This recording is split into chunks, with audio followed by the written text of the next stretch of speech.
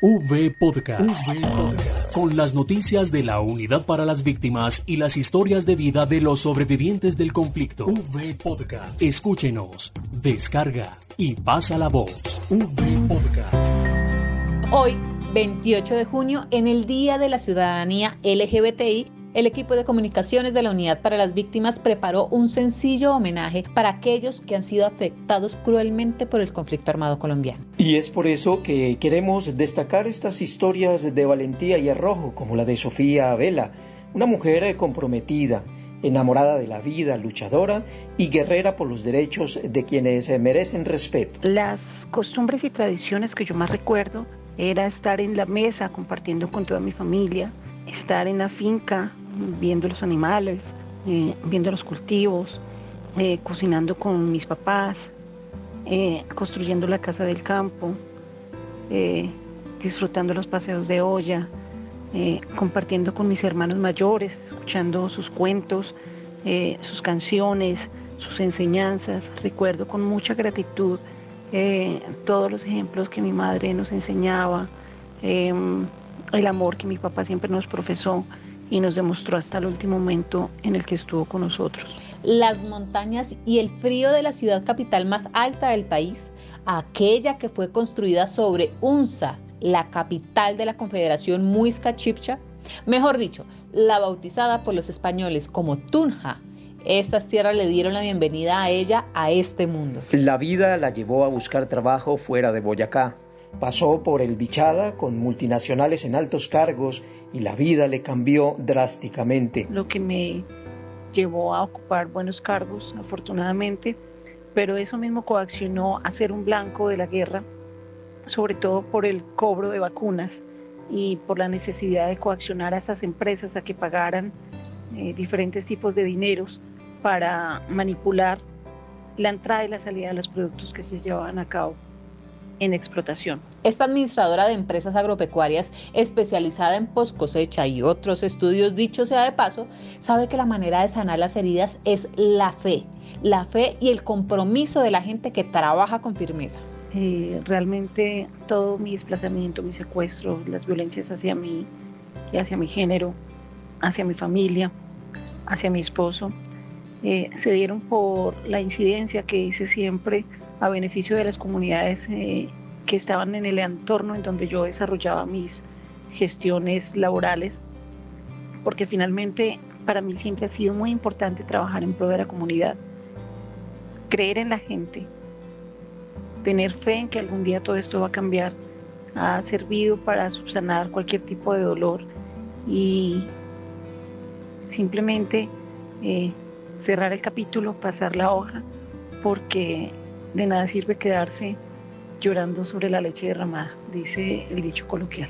El calor de hogar, las tradiciones, la cultura enseñada en casa y esa necesidad de estudiar impulsada por su familia la han llevado a conquistar innumerables batallas. Logré salir de esos problemas después de una persecución por muchas partes del país y en cierta medida renunciando a la gestión que hacía por la gente del municipio en donde yo me encontraba y olvidándome por un momento de ellos. Pero desafortunadamente esto tuvo repercusiones muy grandes en mi vida profesional, laboral, emocional, en mi salud. Y a consecuencia de todos estos maltratos, mi padre falleció.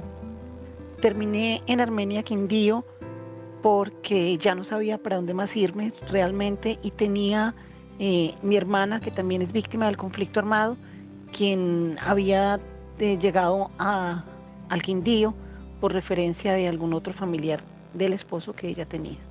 Sofía también es delegada de la Mesa de Participación Efectiva de Víctimas del Departamento del Quindío y allí trabaja sin cesar. Yo inicié mi trabajo con comunidades LGBTI a partir de la necesidad de una identificación, porque aunque yo tuve muy buena aceptación por parte de mi familia al ser una mujer transgénero y conté con la fortuna de tener una trayectoria y un empoderamiento respecto a mi personalidad y mi profesionalización, entendí que era necesario que yo buscara soluciones para muchas personas que en mi condición no tenían las capacidades ni el apoyo familiar para el desarrollo de su vida de una manera más digna.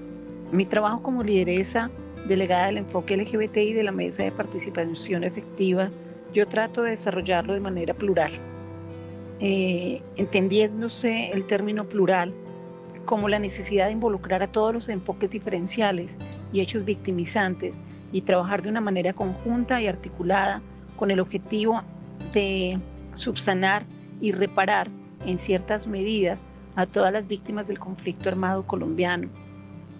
También teniendo en cuenta que todos somos víctimas de este conflicto armado, pero desafortunadamente la guerra nos ha tocado a unos más duro que a otros. Pienso que la mayor incidencia que hago siempre es la de abanderar procesos y hacerle entender a la gente que mi condición de género, que mi condición de mujer transexual no me hace más ni me hace menos persona, pero que sí tengo muy buenas capacidades para liderar diferentes tipos de procesos y hacerle entender a las personas que mis gustos y mis orientaciones sexuales son parte de mi intimidad y que como tal se deben respetar. Y este camino lo ha recorrido de la mano de entidades como la Unidad para las Víctimas. En este momento lo que yo más podría destacar del trabajo de la Unidad para las Víctimas son las políticas y las incidencias que se están haciendo en cada uno de los territorios. Sin embargo, es importante corregir muchas situaciones que se pueden estar sucediendo, como el tema de las priorizaciones para las indemnizaciones administrativas, porque desafortunadamente la comunidad LGBTIQ+ es una de las comunidades más afectadas respecto a estas violencias que se dieron en torno de la guerra, que ya lleva más de 50 años acompañándonos y que ha violentado silenciosamente a la comunidad LGBTIQ+ de una manera grave, simplemente porque por nuestra condición no podemos ser visibilizados y tenemos que estar escondidos. La necesidad de acaparar tierras, la necesidad de acaparar y manipular masas, le dio mucha fuerza a estos grupos delictivos para que nos utilizaran como blanco fácil de maltratos y así demostraran y sembraran terror frente al resto de comunidades y de enfoques diferenciales que pueden haber dentro de una comunidad y una sociedad. Otro aspecto que puedo destacar positivamente de la Unidad para las Víctimas es la cercanía con los funcionarios y el desarrollo de actividades que han logrado educar a la población víctima con el objetivo de poder subsanar en cierta medida muchas situaciones y sobre todo empoderarlos respecto a los derechos que le otorga toda la normativa que hace parte del desarrollo de la dignificación de las víctimas del conflicto armado. Su corazón se llena de orgullo explicando una gran satisfacción. Lo mejor de trabajar con las comunidades es ver las caras de satisfacción, las caras de paz, la armonía y poder llenar muchos corazones de ilusión, poder devolver la esperanza, poder devolver la fe. Eso es lo mejor de trabajar por las comunidades, poder ayudarlos a crecer, poder ayudarlos a alimentarse, y no solamente estoy hablando de un alimento físico, sino de un alimento espiritual, de un alimento de ganas de vivir y de continuar. Las principales metas con las personas con las que trabaja es lograr que cada una tenga un pedacito de tierra para sembrar y una casita, pues la mayoría de víctimas provienen del campo y quiere que ellos conserven ese arraigo en sus corazones. Actualmente hago parte de 2 organizaciones de víctimas del conflicto armado.